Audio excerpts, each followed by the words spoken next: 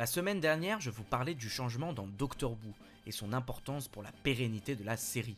Alors que l'on voyait un exemple d'un changement réussi avec The Timeless Child, aujourd'hui nous allons nous attarder sur un changement qui ne marche pas du tout, la bigénération. 9 décembre 2023, le Whoniverse retient son souffle alors que David Tennant s'apprête à laisser sa place à Ncuti Gatwa.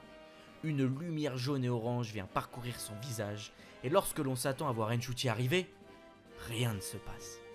Je pensais alors à un simple retard, justifiant la présence de Tennant jusqu'à la fin de l'épisode, mais quelle ne fut pas ma surprise quand, comme par magie, Gatwa se met à sortir du corps de Tennant, faisant alors du Docteur deux entités distinctes.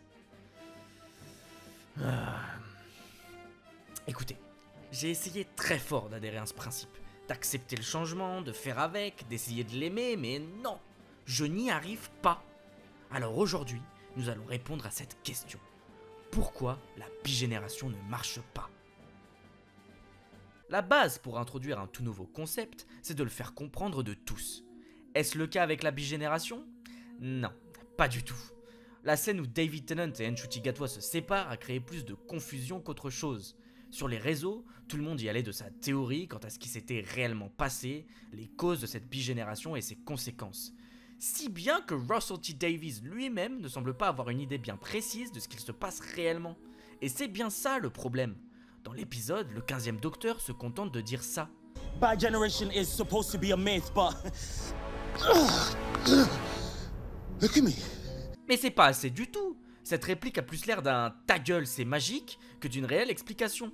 Pourtant, il y avait plein de manières différentes de justifier ce changement si soudain. Le Toymaker est un être qui contrôle la réalité. Pourquoi ne pas avoir montré le Docteur comprendre qu'il en était la cause?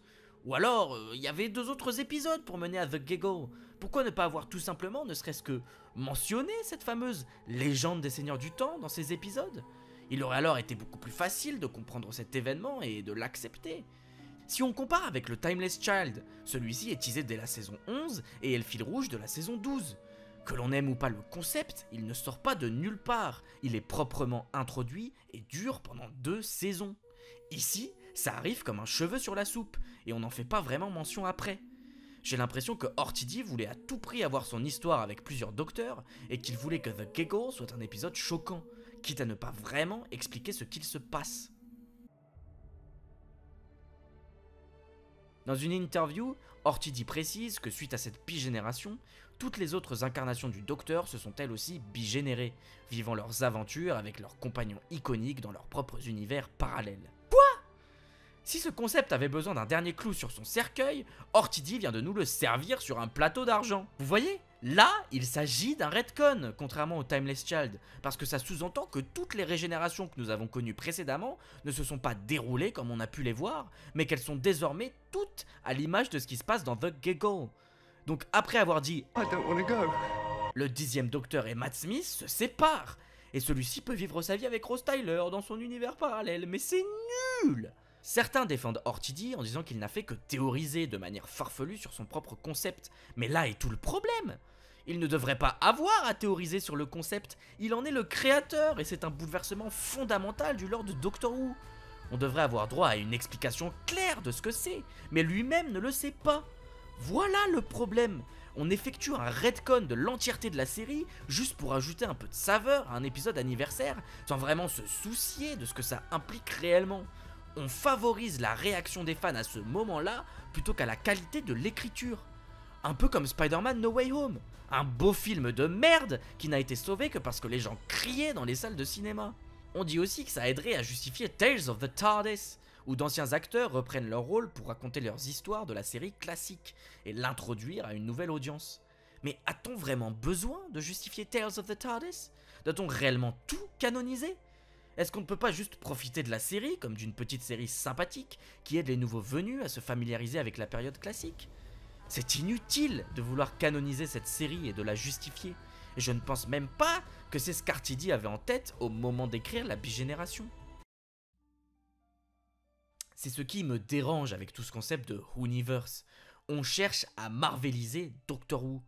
Si le partenariat avec Disney+ n'était pas assez, on a maintenant le droit à une nouvelle saison 1 et à des docteurs qui se baladent dans leur propre multivers. Je n'aime pas ce concept de multivers. En tout cas pas dans Doctor Who. L'importance de la mort dans la série est capitale. Les acteurs s'en vont, les personnages meurent, mais la série continue. Doctor Who nous apprend à tourner la page et à toujours regarder de l'avant en apprenant à connaître les nouveaux docteurs et leurs nouveaux compagnons, en leur disant au revoir au moment venu et puis de recommencer le cycle, sans jamais vraiment regarder en arrière. Alors oui, il y a des épisodes anniversaires où on regarde le passé avec nostalgie, mais si on regarde les 60 ans de la série, ça ne représente même pas 5% des histoires qu'on nous raconte. Doctor Who adore complètement changer, quitte à perdre une partie du public pour en trouver un nouveau. En ça, la série diffère beaucoup des projets Marvel, qui en ce moment ont une forte tendance à s'accrocher à la nostalgie pour faire oublier la médiocrité de leur écriture. J'ai peur que ce soit l'avenir de Doctor Who. Garder tous les docteurs dans le multivers pour pouvoir les ramener à loisir si jamais les audiences venaient à diminuer. Une histoire multi-docteur doit rester quelque chose de symbolique et d'unique, mais surtout d'exceptionnel, de rare.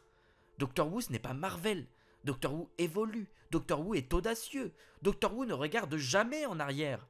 La série rend hommage à son passé, certes, mais sans jamais le laisser prendre le dessus sur ce qu'elle est devenue.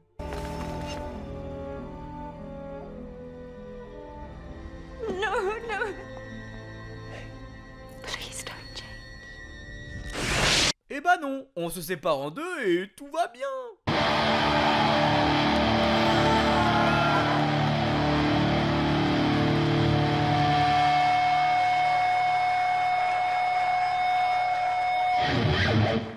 La régénération.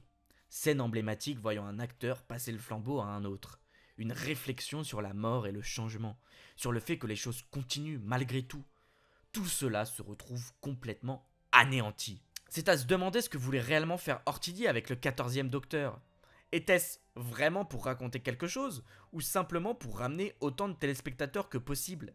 Parce que l'histoire était toute trouvée.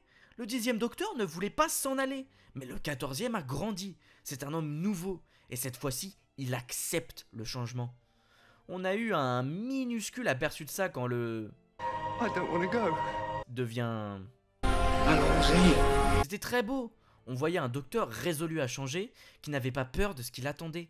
Mais tout ça se retrouve ruiné par le fait qu'en fait, il n'a pas à changer et peut se reposer avec sa meilleure amie. Au calme, pépère, tout va bien. Aucun enjeu dramatique, rien du tout. La vie continue, ou devrais-je dire les vies continuent. Et c'est tout. Que ce soit la régénération ou même la belle évolution du personnage du docteur au visage de Tennant, qui, au lieu de redouter le changement, l'accueille, ces deux choses ont été ruinées par cette simple scène. Mais surtout, ça a changé quoi dans l'histoire, cette bigénération? Le combat contre le Toymaker est un climax foireux et décevant, et au final, Ncuti se retrouve éclipsé par Tennant pour ses premières scènes. Si tu voulais vraiment finir New Who, pourquoi ne pas laisser Tennant battre le Toymaker, passer quelques années avec Donna avant de se régénérer, seul, prêt à changer et à voir l'univers d'un nouvel œil? Voilà, fin parfaite, scène d'émotion, on pleure et c'était beaucoup mieux. David Tennant se régénère en David Tennant, ce qui indirectement cause l'apparition d'un autre David Tennant qui peut finir sa vie tranquillement avec Rose. Quelques centaines d'années plus tard, Jodie se régénère en David Tennant, qui au moment de mourir, reste quand même. Donc on a techniquement deux David Tennant vivant dans le Whoniverse. Vous voyez où je veux en venir? Ouais, il y a trop de David Tennant, et j'ai l'impression que l'acteur est en train de prendre l'avantage sur le docteur. Ok, David Tennant est le docteur le plus iconique de l'histoire, et c'est l'une des causes principales du succès récent de Doctor Who, mais ça ne justifie pas tout. J'ai cette impression que Orchidée, que ce soit pour la régénération du 10e ou celle du 14e, a plus David Tennant en tête qu'il n'a le docteur en tête. Par exemple, quand 10 se régénère, est-ce vraiment le docteur qui dit « I don't wanna go » ou Orchidée qui dit qu'il ne veut pas partir et par le même biais David Tennant? Cette bigénération, c'est pour moi plus de l'insécurité qu'autre chose. La peur d'un Doctor Who sans Tennant, la peur que la série n'ait pas le succès escompté et qu'on puisse, au pire, ramener Tennant si les choses ne se passent pas bien. Un espèce d'aveu d'échec avant l'heure en fait. Parce qu'on le voit bien en ce moment, des rumeurs de spin-off, d'apparition de Tennant ont rapidement vu le jour. Alors je vous le demande, est-ce que Tennant ne commence pas à manger Doctor Who? Est-ce qu'il ne devient pas toxique à la série? L'écriture et les fans allant dans la direction de préférer voir Tennant plutôt que le docteur lui-même. Ça me dérange. Le docteur ce n'est pas David Tennant. David Tennant en a été une très belle incarnation, mais il n'en est pas la finalité, simplement une étape. Alors par pitié, tournons tous la page sur l'ère Tennant. La série commence à en avoir besoin.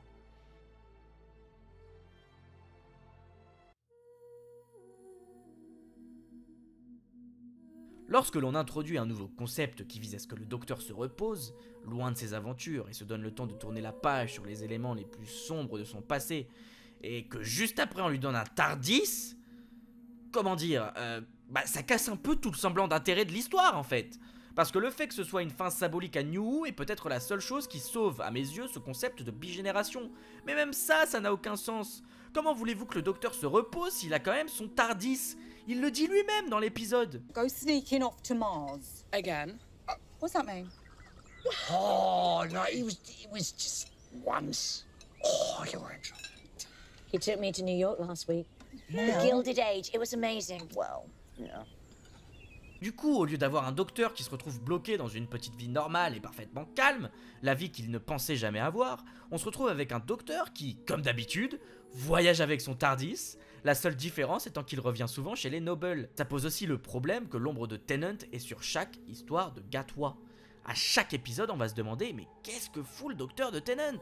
Dès qu'une menace sérieuse va frapper la Terre, vous n'arriverez pas à me faire croire que le docteur va rester là sans rien faire, alors qu'il a toujours son TARDIS et son tournevis sonique. Et j'aime pas le fait qu'il y ait deux TARDIS. Déjà parce que la raison est un énième « ta gueule c'est magique », mais aussi parce que pour moi, le TARDIS c'est quelque chose de mythique, d'iconique, mais surtout d'unique. C'est dommage qu'il y en ait deux. En plus, Gatwa prend le TARDIS cloné, et pas le TARDIS original, ce qui, à mon sens, crée une sorte de séparation entre le docteur qu'on a connu et celui de Gatwa, et je ne pense pas que ce soit le bon chemin à prendre. Le reboot, je peux le comprendre, pour ne pas effrayer les nouveaux venus de Disney+, et commencer avec une saison 1 au lieu d'une saison 14, mais séparer distinctement le 14e docteur du 15e, pour moi c'est un non. Alors voilà, toutes les raisons qui font que pour moi ce concept ne marche pas. On sent que ce n'est pas réellement quelque chose de réfléchi par Davies, mais plus un accessoire pour donner un côté spécial au 60e anniversaire, qui ne sera sûrement jamais mentionné par la suite. Le changement ne se justifie pas par le fait qu'il s'agisse d'un changement, c'est bien trop léger, et le choc soudain de la scène n'est pas une raison suffisante d'avoir opéré ce dit changement. Enfin bref, la bigénération, c'est non. Quant à nous, on se retrouve samedi prochain pour un nouvel essai vidéo, quelque chose d'un peu plus émouvant, dans le bon sens du terme.